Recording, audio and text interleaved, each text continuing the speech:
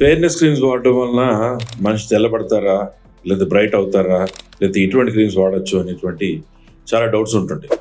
సాధారణంగా ఏంటంటే గ్లూటథయోన్ లాంటి యాంటీ ఆక్సిడెంట్స్ అని, వైటమిన్స్ అని, హైలోనిక్ యాసిడ్ అని, కొలాజన్ పెప్టైడ్స్ అని, కొన్ని హెర్బల్ ఎక్స్ట్రాక్ట్స్ అని, కొన్ని ఫ్రూట్స్ ఎక్స్ట్రాక్ట్స్, ఫ్లవర్స్ ఎక్స్ట్రాక్ట్స్ అని, అటువంటివన్నీ కూడా స్కిన్ కి మేలు చేస్తూ స్కిన్ ని సాఫ్ట్ గా, చర్మాన్ని మృదువుగా, బ్రైట్ గా, చిన్న చిన్న ఏదైనా మచ్చలు లాంటి పిగ్మెంటేషన్ లాంటివి ఉన్నా, ట్యాన్ ఉన్నా ఒక ఈవెంట్ అని తీసుకురాగలుగుతాయి.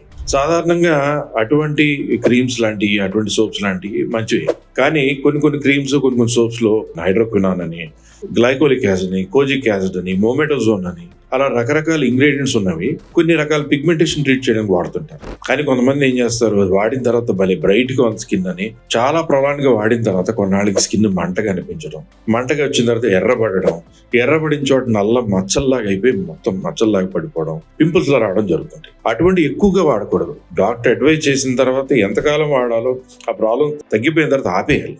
అలా కాకుండా రెగ్యులర్ గా మంచి గ్లూటథయోన్ ఇంగ్రీడియంట్స్, యాంటీ ఆక్సిడెంట్స్, మంచి ఎక్స్ట్రాక్ట్స్ తో ఉన్నవి అయితే కనుక దానివల్ల స్కిన్ బ్రైటర్ అవుతుంది, స్కిన్ ఫెయిర్నెస్ మారిపోతుంది, ఉన్న స్కిన్ టోన్ ఇంకా మంచిగా తయారవుతుంది, సాఫ్ట్ గా కనపడుతుంది, బ్రైట్ గా ఉంటుంది.